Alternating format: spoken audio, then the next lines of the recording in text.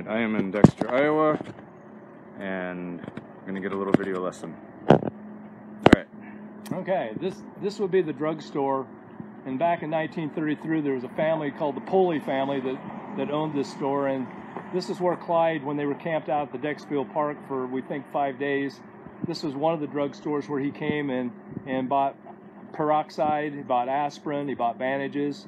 He tried to buy some morphine, but the Pulleys did not feel comfortable in selling it to him, so they didn't. But he would come in and get his supplies to take care of Buck and to take care of Bonnie and take care of Blanche, who had all been hurt in previous accidents and shootings.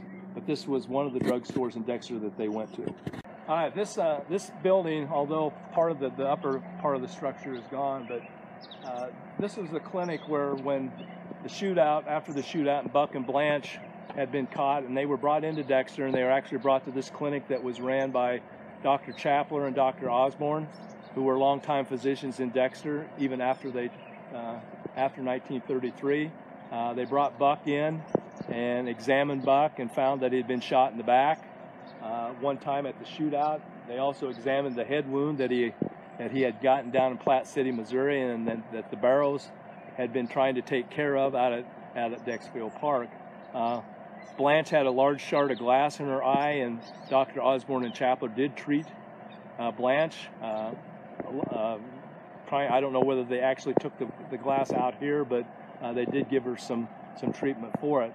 They did have to take Buck up to Perry, Iowa, which is about 25 miles from Dexter, to operate on Buck, to take the one bullet out of his back. And they did do that, and Buck remained in that hospital for 5 days, and his condition got worse each day, and he eventually died. And the family, his mother and brothers, came up and brought him back to Texas, where he's buried in Dallas, Texas.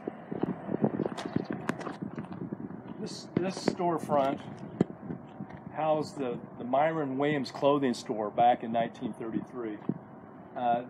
The town constable, John Love, worked in Myron Williams's clothing store as a clerk, and then he also had his own shoe repair shop in the back of this building. John Love talked about the day that Clyde Barrow walked through the door, and John didn't know Clyde Barrow from anyone at that time, and came in and bought 4 Arrow shirts, were the most expensive shirts that John sold, and some shoes and a belt and I believe a pair of pants.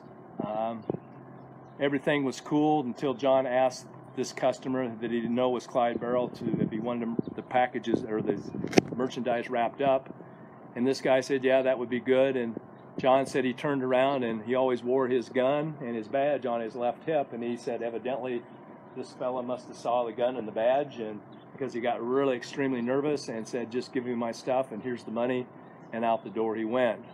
Little did John Love know, who was the town constable, that he had just waited on Clyde Barrow, one of the most wanted fugitives in the United States.